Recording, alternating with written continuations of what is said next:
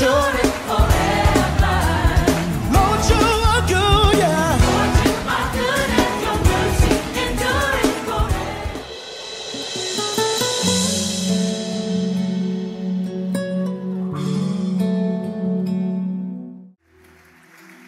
Je vous salue au nom de Jésus. Salue ton voisin de gauche et de droite. Je bénis le Seigneur de m'accorder d'être encore au milieu de vous.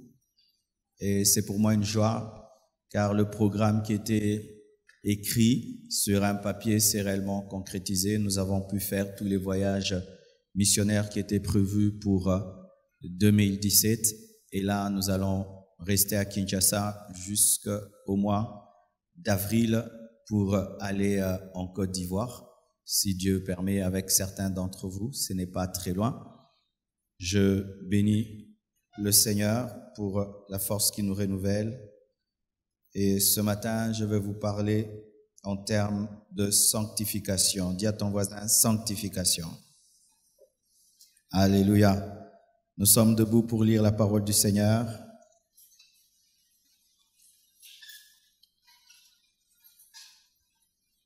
Le thème de mon message ce matin, c'est du parvis au lieu très saint. Tu peux dire ça à ton voisin de droite, ton voisin de gauche, ton voisin de devant, ton voisin de derrière,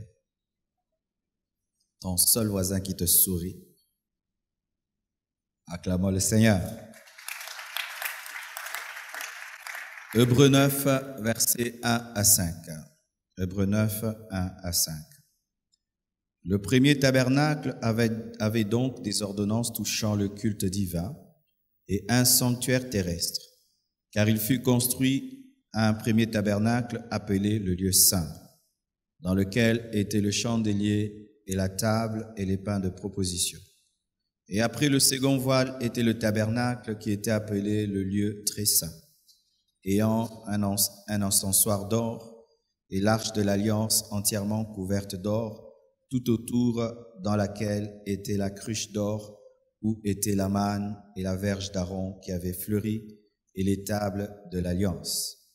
Et au-dessus de l'arche étaient des chérubins de gloire, faisant ombre sur le propitiatoire, desquelles choses il n'est pas besoin maintenant de parler en détail.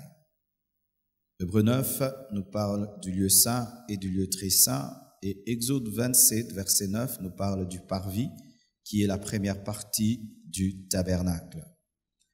Hébreux 27, plutôt Exode 27, verset 9, « Tu feras aussi le parvis du pavillon, au côté qui regarde vers le midi. Les courtines du parvis seront de fin lin rétors. La longueur de l'un des côtés sera de 100 coudées. » Romains 12, versets 1 à 2, le Nouveau Testament. Romains 12, 1 à 2, « Je vous exhorte donc, mes frères, par les compassions de Dieu, que vous offriez vos corps en sacrifice vivant, saint, agréable à Dieu, ce qui est votre raisonnable service. Et ne vous conformez point à ce présent siècle, mais soyez transformés par le renouvellement de votre entendement, afin que vous éprouviez quelle est la volonté de Dieu, bonne, agréable et parfaite. Le dernier verset, Apocalypse 22, verset 11. Apocalypse 22, verset 11. Que celui qui est injuste soit injuste, et que celui qui est souillé se souille encore, et que celui qui est juste soit plus juste encore, et que celui qui est saint soit sanctifié encore. Que Dieu bénisse sa parole. Asseyez-vous, s'il vous plaît. Souvent, le passage d'Apocalypse 22 a souvent troublé les gens. Comment Dieu peut dire celui qui est pécheur pêche davantage et celui qui est saint se sanctifie davantage, comme si Dieu voulait pousser les gens au péché? Voici la réponse. Premièrement, ce passage nous enseigne que toute nature est croissante, que ce soit la nature divine ou la nature adamique. Lorsqu'un homme est pécheur, il aura toujours tendance à grandir dans le péché, ce qui fait que depuis le temps d'Adam jusqu'à notre temps, le péché ne fait que croître. Et même la Bible précise qu'à la fin des temps, il y aura la croissance de l'iniquité, faisant que la charité du plus grand nombre se refroidira. Bien-aimés frères et sœurs, ne soyez pas étonnés lorsque vous voyez dans le monde, il y a de plus en plus de péchés, et je vous assure, il y en aura davantage. Les hommes vont innover dans le péché. Ils vont innover dans le péché. Des choses sont en train de se préparer davantage. Et c'est normal parce que toute nature cherche la perfection et le mal cherche aussi à atteindre son plus haut niveau. Et le plus haut niveau du mal, c'est le 666. Quand on dit que la bête portera le nom de 666, 3 fois c'est la perfection dans l'homme et 6 est le chiffre de l'homme. La bête sera la manifestation totale et parfaite du péché. Ce sera l'homme du péché. 6 dans son âme, 6 dans son corps, 6 dans son esprit. Ce sera la manifestation à 100% de la capacité de l'homme de péché. Celui qu'on appelle l'Antichrist sera le pécheur le plus grand que le monde n'a jamais connu, comme Christ est le saint le plus grand que le monde n'a jamais connu. Ce sera l'opposé de Jésus. Alors que dans le monde, le péché est en train de croître et croîtra davantage, il faudrait également que dans l'Église, la sainteté puisse grandir. Alléluia. Il n'est pas normal, mes frères et sœurs, que l'Église puisse subir la croissance du péché. La Bible nous dit qu'à la fin des temps, il y aura des jours mauvais, car les hommes seront égoïstes, fanfarons. Mais Paul dit à Timothée, mais toi, sois différent. Toi, sois différent. Nous ne devons pas subir le péché. De sorte même que le péché devienne naturel à l'Église. On comprend, on tolère le péché. Le scandale devient naturel, bien-aimé. Le scandale doit être une chose rare dans l'Église. Le péché doit être une chose rare dans l'Église. Et tu ne dois pas croître dans le mal, car la Bible dit que celui qui est saint se sanctifie davantage, car ce n'est pas seulement le péché qui a la capacité de grandir, mais même la nature divine que tu as reçue en toi a la capacité de grandir. Alléluia.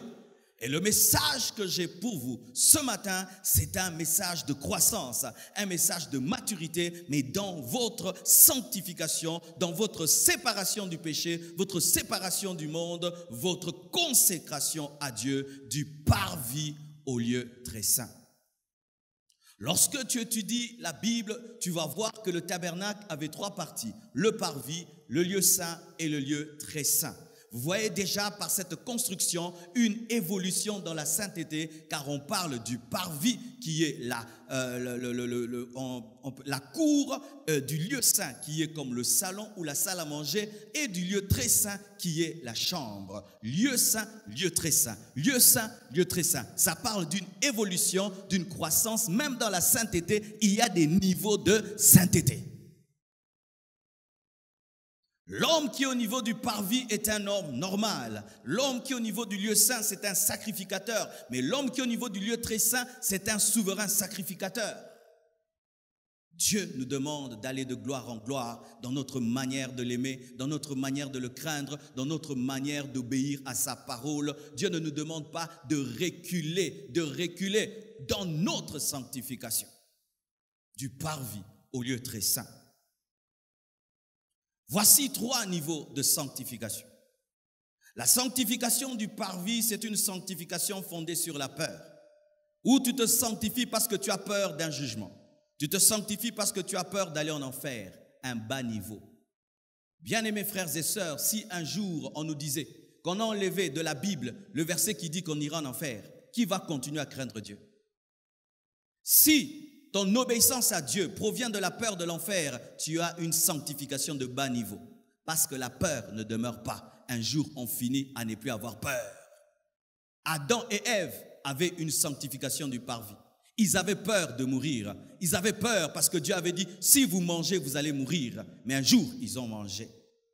Si tu te sanctifies parce que tu as peur d'être frappé par Dieu, tu as peur de rater l'enlèvement, tu as peur de mourir, tu as peur de tomber malade, c'est un bas niveau, un bas niveau, un bas niveau. C'est pourquoi il n'est pas bon que tu puisses être effrayé lorsque tu cherches à marcher avec Dieu, mais tu dois aimer Dieu.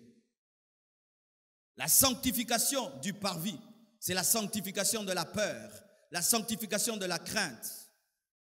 Si tu ne pries pas, les sorciers vont te manger. Si tu ne pries pas, tes affaires ne vont pas marcher. Un bas niveau. La deuxième sanctification, la sanctification du lieu saint. C'est une sanctification pour ce que tu aimes.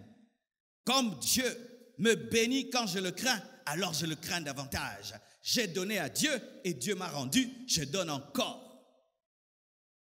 Depuis que je crains Dieu, mes affaires marchent. C'est une sanctification pour la bénédiction.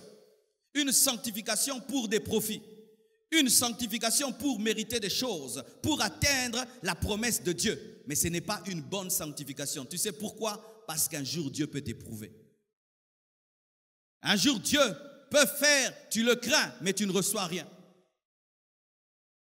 Bien-aimé, Paul est mort, il n'a pas laissé une parcelle. Paul est mort, il n'a pas laissé des millions. C'était un homme qui a marché dans la sainteté, mais qui n'a pas obtenu ce que nous cherchons. La sanctification pour obtenir est une mauvaise sanctification, parce qu'un jour, Dieu peut permettre l'épreuve dans ta vie. C'est quand beaucoup de chrétiens, quand le malheur vient dans leur vie, ils sont étonnés. Ils disent, Seigneur, qu'est-ce que tu m'as fait? Bien-aimé, Dieu ne t'a pas promis que tu n'auras pas des problèmes et des malheurs. Un jour, quelqu'un vient et il me dit, pasteur, mais pourquoi tel malheur dans ma vie? Je dis, mais Jésus-Christ, le Fils de Dieu, est mort crucifié. Jésus le Saint est mort tué. Les apôtres sont morts tués. S'il y a des gens qu'il ne fallait pas qu'on touche, qui devaient avoir une très très belle vie, les apôtres devaient vivre jusqu'à 100 ans. Si tu as une sanctification parce que tu recherches des choses, un jour tu ne les auras pas et tu risques d'abandonner. C'est une sanctification pour recevoir des choses. Tu n'as pas peur, mais tu cherches des choses.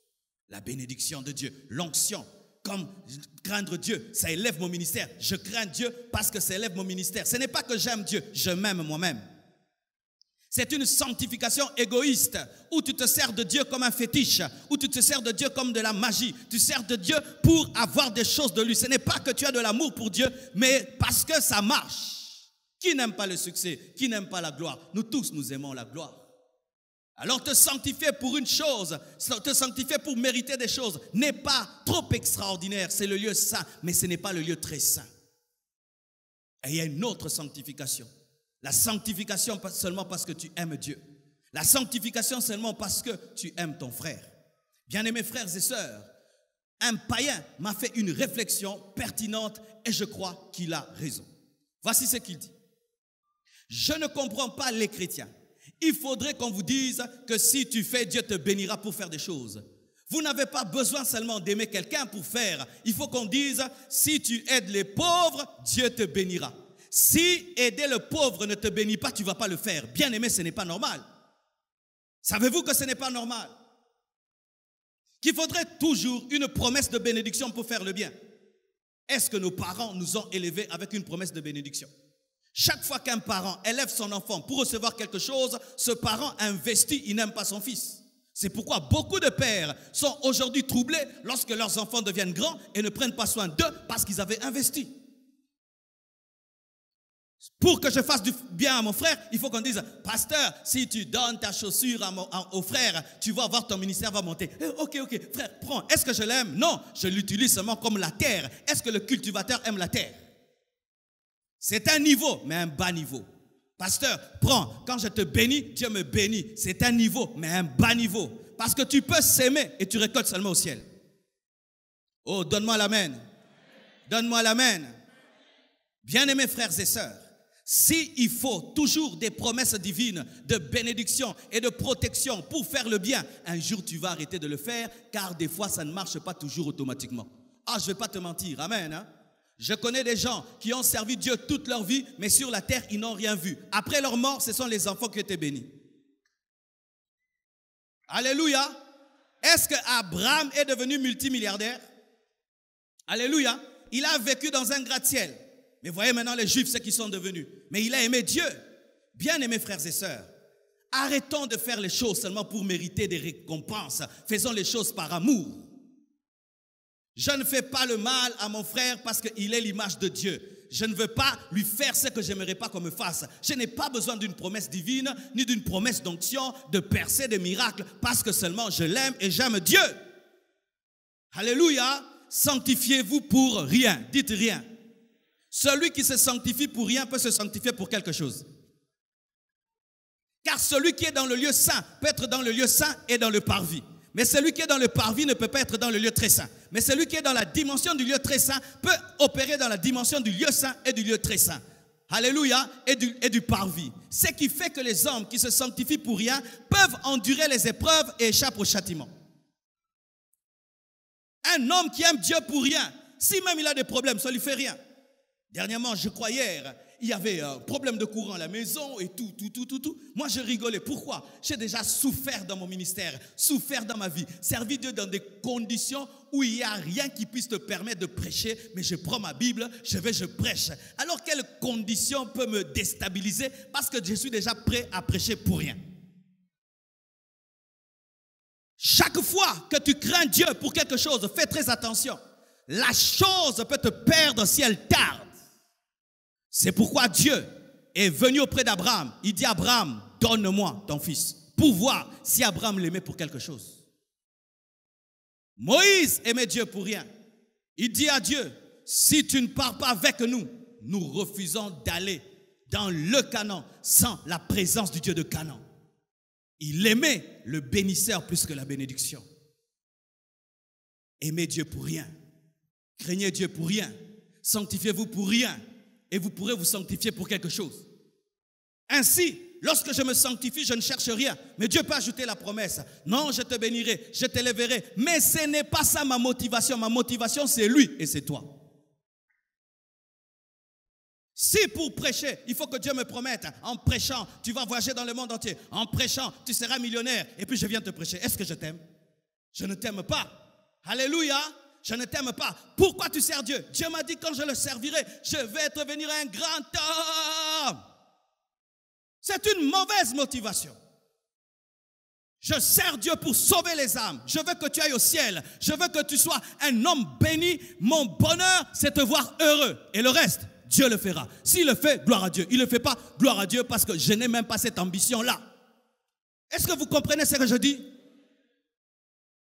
Je fais parce que un jour tu ne feras pas. Mais je fais parce que j'aime, je continuerai à faire. Pourquoi? L'amour dure pour toujours. Voyez, nos parents, ils nous aiment jusqu'à présent. Pourquoi? Cet amour est pur. Amen. Il n'y a aucun intérêt. Mais partout où il y a des intérêts, on finit par se fatiguer. Quitter le niveau du parvis, la peur. Quitter le niveau du lieu saint, des intérêts. Entrer dans le lieu très saint, là où il n'y a que l'amour. L'amour pour Dieu, l'amour pour l'homme. Alléluia. Et il y a un autre niveau. C'est les trois parties de l'homme, ou les trois manifestations de l'homme, la pensée, les paroles et les actions. La sanctification du parvis, c'est la sanctification dans les actions, où tu ne fais pas. Je ne fais pas, mais tu parles mal et tu penses mal. La sanctification du lieu saint, c'est la sanctification où tu te sanctifies dans les paroles, mais tu penses mal. Mais la sanctification du lieu très saint, tu n'agis pas mal, tu ne parles pas mal et tu ne penses pas mal. Il y a un niveau dans la vie où tu ne fais pas le mal, mais tes paroles sont mauvaises. Tu parles mal, mais tu ne fais pas le mal.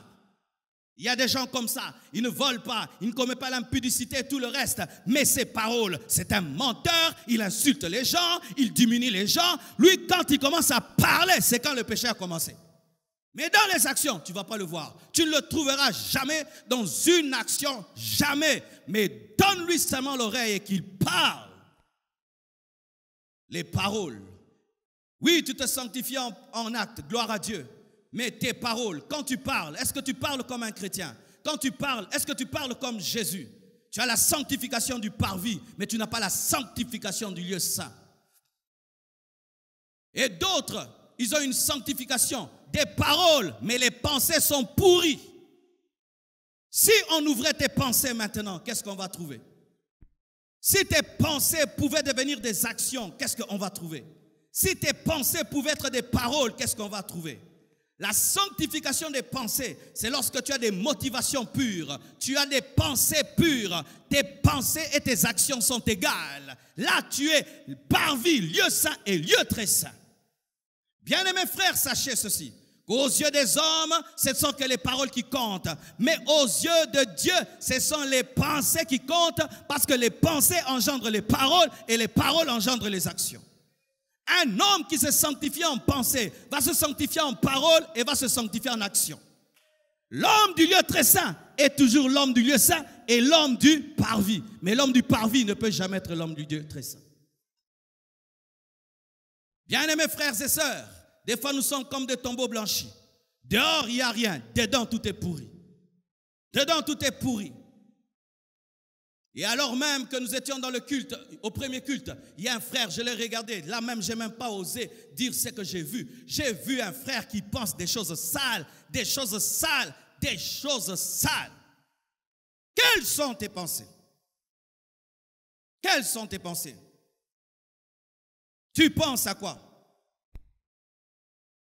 Convoitise, haine, colère, jalousie. Tu dis une chose, mais tu penses une autre. Hypocrisie. Ce que tu dis, ce n'est jamais ce que tu penses. Tu dis, mais au-dedans, il y a une autre parole. Tu n'as pas encore atteint la dimension du lieu très saint.